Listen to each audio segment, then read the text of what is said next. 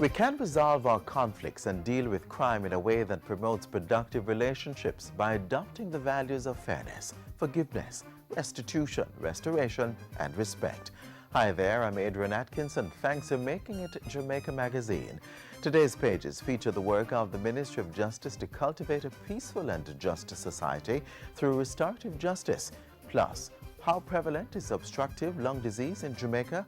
There's a study underway to determine just that, and we're in the field with the team searching for answers. Also, government is developing sports infrastructure in schools, laying tracks for the evolution of world-class athletes. Sit back and relax with these and more as we turn the pages of Jamaica Magazine.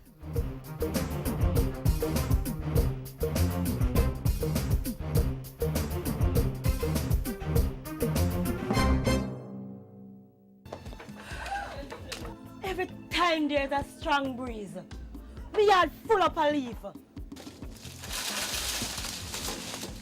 End of my nightmare.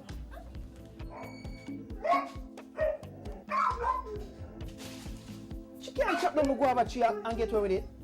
It's a bearing fruit tree. It's alright. Me and I will have it out in here today. Lord Jesus. Move. Dude, stop. John wants you, man. But John, look here. At least hear what she have to say first, no? Hear what she have to say. No, but don't bother the war situation, man. Listen, we can go down to the Restorative Justice Center, you know, man, and sort this thing out. You don't want to set up yourself for jail? Come on, let's sort out this thing. Once and for all. Restore the peace, restore the love, restore the niceness. Restorative justice. Respect each other. A program of the Ministry of Justice funded through CSJP. The theme of restorative justice for community empowerment has marked activities in observation of Restorative Justice Week, starting on February 1 and ending today. But that empowerment is more than a one-week commitment for the Ministry of Justice. Through its efforts, more communities are catching on to the philosophy and seeking a peaceful resolution to their conflicts.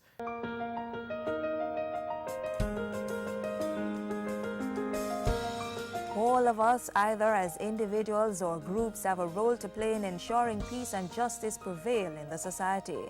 In fact, answers to many of the injustices within society to a great extent lies within our actions towards one another.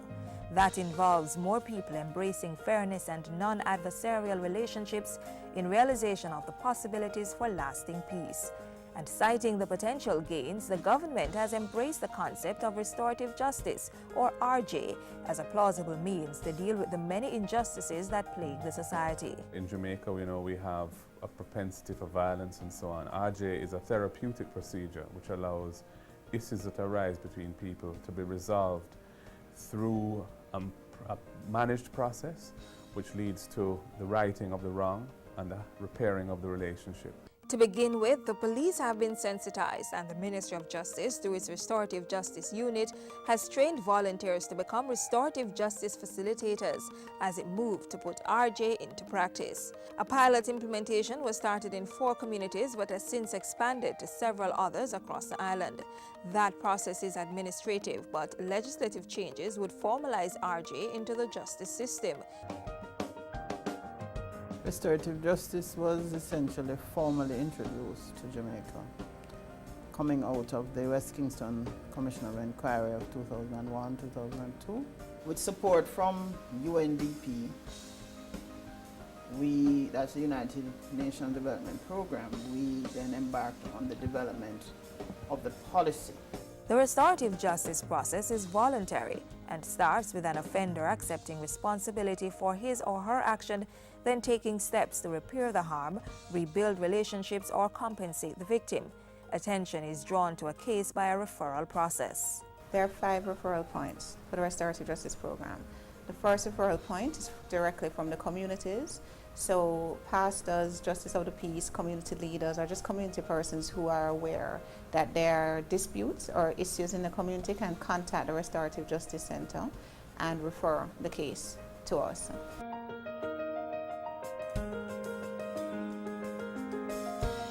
And these cases could be persons arguing over a tree overhanging their property, simple theft, larceny, those cases can come to the restorative justice program. The second referral point is where it's still a minor offense, but the police have been called. The police can make a recommendation to the clerk of court to refer the case directly to us. The third referral point would come from the resident magistrates at pre-trial. So rather than sending the case to trial, they feel the offender has taken responsibility. The fourth point of referral comes at the post-trial pre-sentencing stage, while the fifth referral point is at post-conviction or just before an offender is released from prison back into the community. When these cases are referred to us, an agreement, the idea is that an agreement will be made between the parties. If the agreement is completed, satisfactory, then the case will just be closed. If you didn't satisfy the agreement, it goes back to the court. Conflicts do arise from time to time as people suffer hurt and injustice, but resolving them, overcoming and moving on to a more progressive life demands that each person does what's morally right. In RJ, it's very much about restoring a relationship and making reparations for a harm that has taken place. That's the primary objective, and it's somewhat different because in mediation, that may or may not be the outcome, but in RJ, that is always the outcome. So that's a principal difference. There are some other differences as well. For example, in RJ, the person who speaks first is the person who has done wrong because they have to accept responsibility at the outset of the process, otherwise it can't work. In mediation, there's no such requirement. Restorative justice is a way to live life based on the values of trust, honesty, respect, empathy, and forgiveness. The way to progress involves abandoning the eye for an eye way of settling scores. It has a significant potential in communities to improve the quality of life within communities because what often happens is that a relatively minor dispute in Jamaica can escalate through a series of reprisals into war in a community and protracted violence, which can be very damaging and damage people's lives and cause loss of property, loss of life, and so on. So by finding a way to restore relationships that have broken down and encouraging that approach to dealing with disputes, I think peace and harmony will be furthered in communities, and that will benefit everybody. Using the restorative justice approach fosters healing and dialogue, victim satisfaction, and offender accountability. It's an approach to justice that focuses on the needs of victims and offenders, as well as the community involved. It's based on a theory of justice that considers crime and wrongdoing to be an offense against an individual or community rather than the state. It seeks to create a mutually respectful atmosphere for arriving at a resolution between aggrieved parties, victims, offender, and community. RJ is in the preliminary stages of development in Jamaica. We have a program which is funded by our multilateral development partners, the IDB, through the Ministry of National Security and the CSJP program. And we have established a number of pilot communities where we're rolling out RJ. Persons affected by an injustice have an opportunity to discuss that and decide what should be done to repair the harm. You sit in a circle, and that's a circle of respect. Breathing, sound. Forgive your stealing up. But guess what, man? Forgive me a written apology. Embracing the positives and avoiding the negatives helps clear the path to constructive dialogue and gives the offender a chance to understand the harm that was committed. It brings all parties face to face. This approach of inclusion as opposed to exclusion strives to transform the administration of justice and public policy norms. Jamaicans are all called upon to embrace the restorative justice approach and develop respectful relationships. The beauty of RJ is that it disposes of matters which would otherwise have to come into the criminal justice system, but can be dealt with satisfactorily outside of the system through RJ, and therefore relieve some of the burdens on our courts. Restorative justice, a pathway for transformation to a more secure, just, cohesive, and peaceful Jamaican society.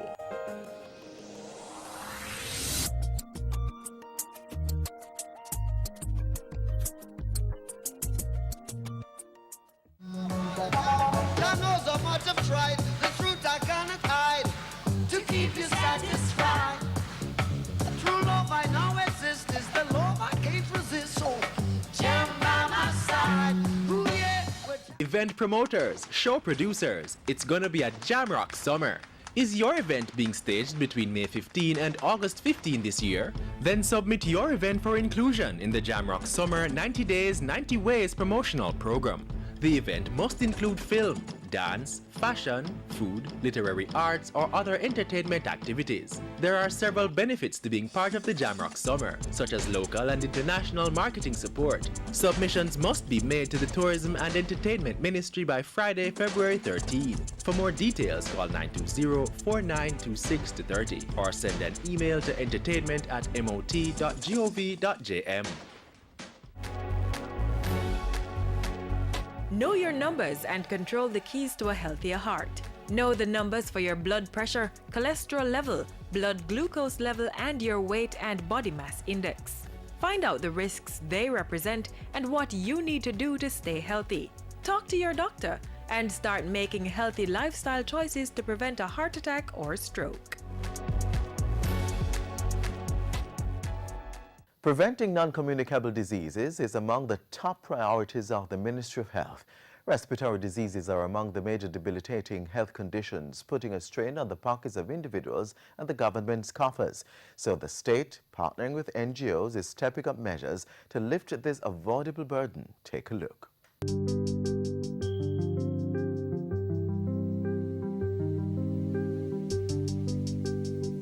They say the average person takes between 17,280 and 23,040 breaths a day. How many times a day does the average person think about taking a breath? Hardly ever. Breathing, much like eating, is one of the many life-sustaining functions of the human body. But unlike eating, breathing is a mostly subconscious act. We don't have to think about it to do it, and so we hardly think about it unless we have difficulty doing it. Well, think about it. Not the act of breathing, but what could prevent you from breathing properly and what that might mean for your quality of life.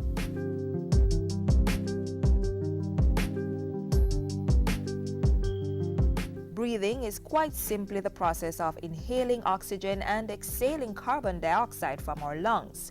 Doing this regulates our metabolism and key systems in our body, including the nervous and circulatory systems. Certain diseases can cause this life-sustaining function to become impaired or dysfunctional.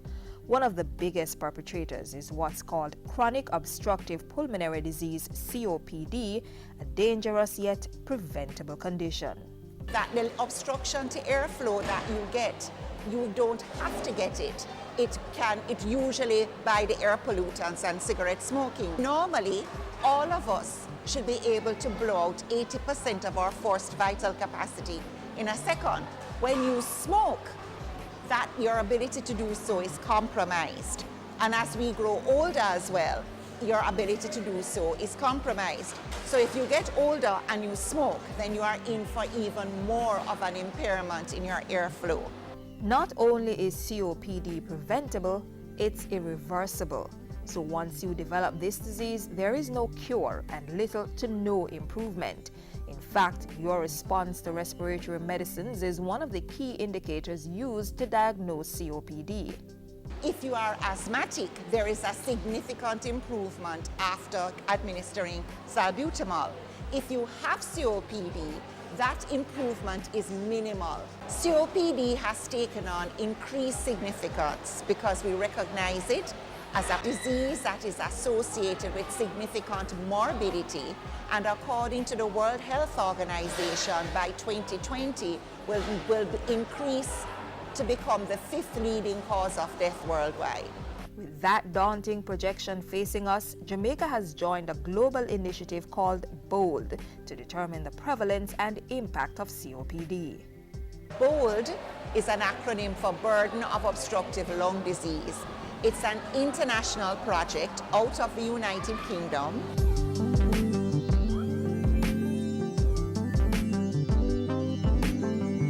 The local BOLD study is being done across the island in a number of communities that were randomly selected through a method developed by the Statistical Institute of Jamaica.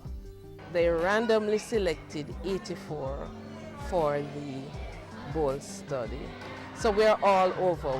We have about 15 in Montego Bay, over 15 Kingston, St. Andrew and St. Catherine. Of course, that's where the bulk of the population is. We're going right through the country.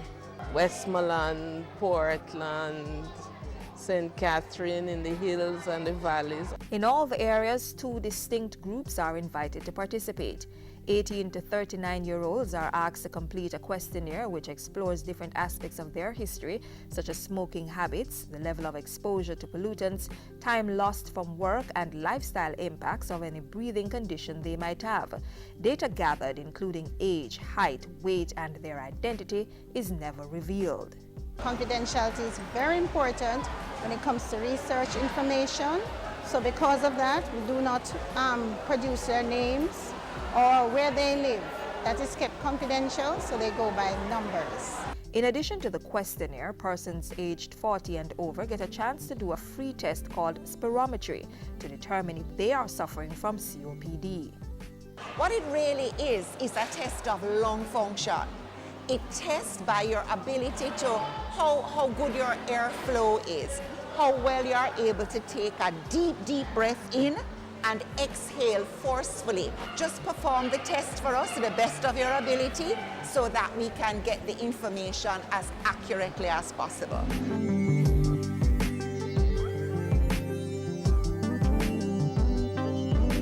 Data collected will not only form part of the Global BOLD survey, but will also inform our government's policies and legislative changes to improve the health of the population.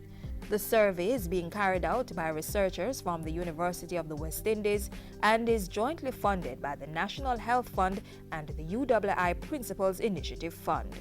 If you're at risk for this disease, chronic obstruction pulmonary disease, wouldn't you want to know? I would like for the persons who have lung problems to seek help early so that we can help them to get over their lung problems.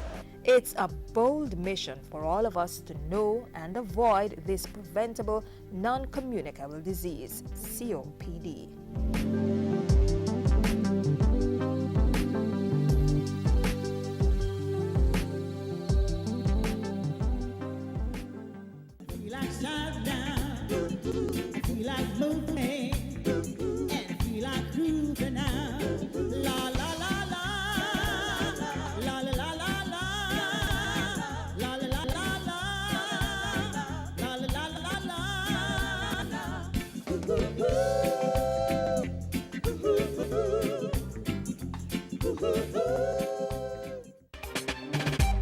The Mapping Jamaica's Diaspora Project, building a database on the human, financial, and technological resources of Jamaicans abroad, helping government to connect with Jamaicans in the diaspora for mutual development. Jamaicans living overseas are encouraged to sign up now. Spread the word to family and friends abroad. To take the survey, visit mapjadiaspora.iom.int. Information shared will be kept strictly confidential. Let's work together for our mutual growth and prosperity.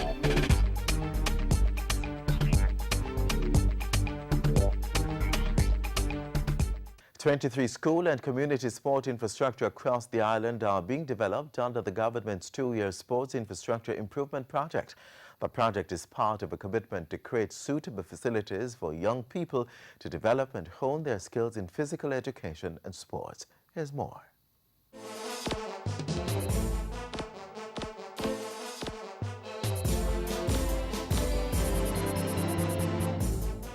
We must fortify the base by improving the facilities that mold our young student athletes.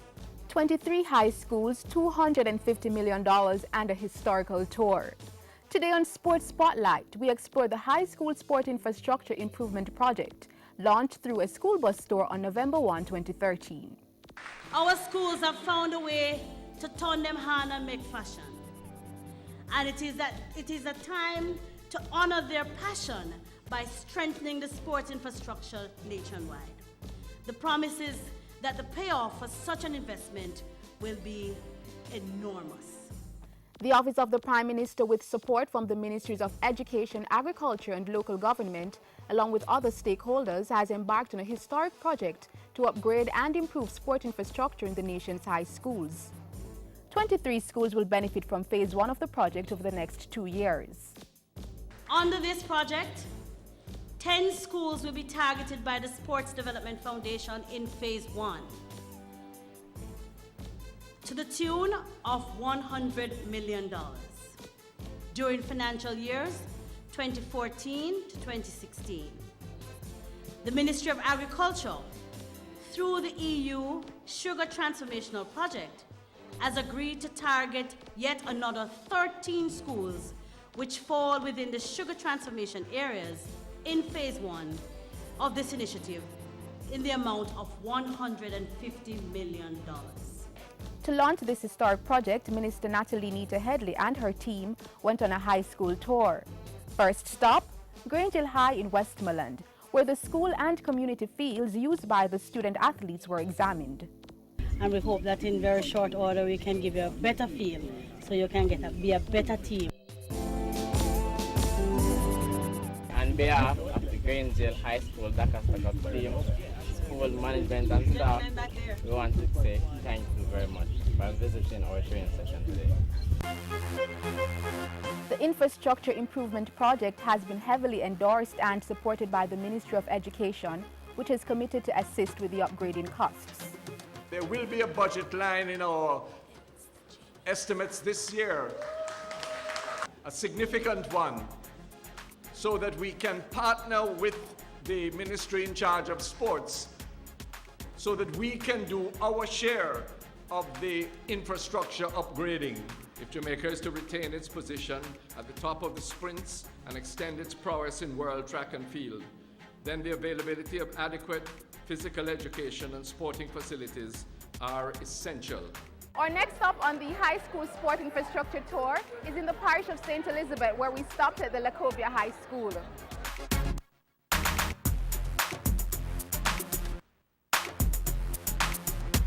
Firstly, for the track and field, the current field is not 400 meters. The perimeter is not 400 meters. So our athletes are training like at 300, and they have to go to events where they're actually running on 400-meter tracks. So when they go to these fields now, they're uncomfortable because they're not used to running on those tracks. Then for the football, the surface itself that we're playing on is not ideal. It is because of this that this rural school is ecstatic at the upgrading project to take place on its sporting infrastructure. When we first heard, we were excited because we were looking not only on the sporting benefits, but also on the holistic development of the students at the school. Because once the students know that the school has been improved sporting-wise, they will feel comfortable. The culture in the school is going to change. Change is certainly coming, as the Sports Development Foundation will provide the engineers who will visit each facility to do infrastructure designs. The designs will include a combination of a running track, football field, cricket pitch, and netball or basketball court. This focus on schools is well founded, as we have found out over the years that where the ownership and management structure of the fields and sporting facilities that we have built are not properly in place, a number of these have fallen into disrepair. It's a sentiment shared by the president of the Intersecondary Schools Association, ISSA, who has high praises for the initiative. We at ISSA are delighted that this bold step, and I want to underline the word bold, this is history.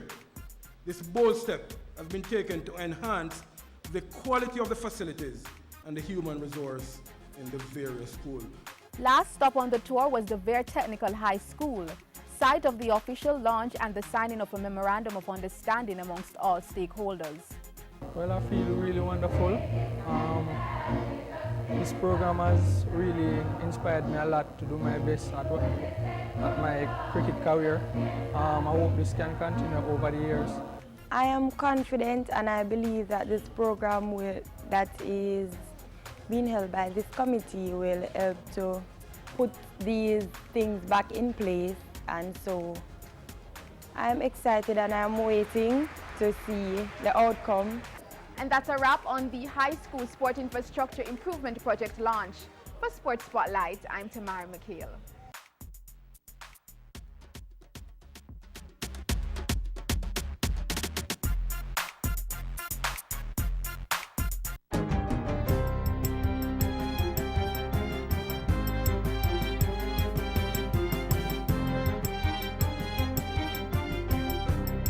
Hi there, I'm Simone Wolf with your JIS News of the Week.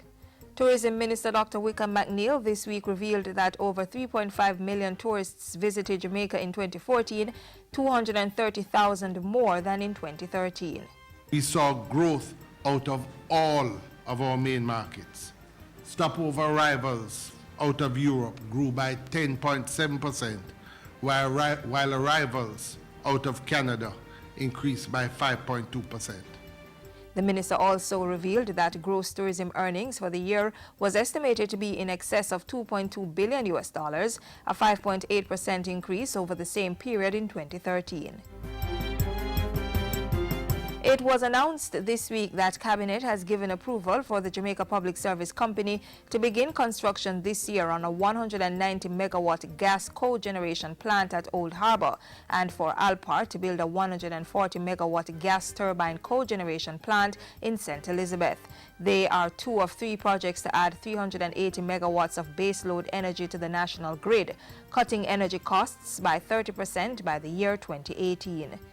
All the engineering, designs, and etc. Procurement of equipment, EPC management, we want to see all of that commencing so that some physical work can commence before the end of the year. Jamalco is to build a new coal-fired generation plant in Clarendon to supply the remaining 50 megawatts of energy. Government has received approximately $18 million from the Inter-American Development Bank, the IDB, to strengthen Jamaica's resilience to climate change. Government will contribute $2 million to the project, bringing total funding to approximately $20 million. It's to implement Phase 2 of the Adaptation Program and Financing Mechanism for the Pilot Program for Climate Change Resilience, PPCR. The purpose of the program overall is to mainstream climate change into development planning, provide information on new approaches to be pursued, including climate financing, to overcome the challenges of climate change, and disseminating the lessons learned. The Kingston and St. Andrew Corporation, KSAC, has launched a $2 million economic development program for persons in the 18 to 29 age group. The Enterprise Assistance Program will offer financial assistance, training, mentorship, and technical support to growing businesses in the city. It is also a known fact that entrepreneurs at the micro, small, and medium enterprise level have a history of innovation and credit readiness, which makes the development of the sector even more worthwhile. Under the program, businesses will be eligible for wage incentive grants of up to $130,000, business improvement grants of up to $100,000, and startup grants of up to $50,000. Government will be moving this year to enact legislation to formalize restorative justice into the criminal justice system. Only some civil cases can be referred to the restorative justice process. But Justice Minister Senator Mark Golding says his ministry will soon seek Cabinet's approval to issue drafting instructions for the legislation to allow the same for some serious and violent crimes. He says initial consultations to propose the change to stakeholders have generated positive responses. Our sensitization sessions with the Department of Corrections via 17 workshops involving some 387 persons have resulted in 19 inmates making requests to make amends with their victims from their crimes and allowing for practical application of restorative justice through the penal system as well. And those were some of the stories making news this week. I'm Simone Wolf.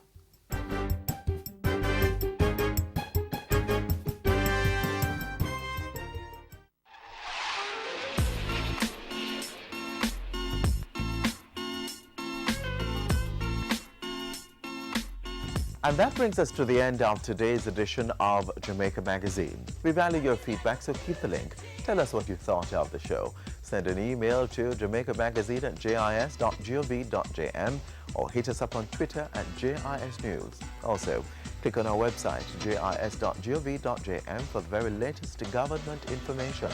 On behalf of all of us here at the JIS, I'm Adrian Atkinson. Until next time, do take care.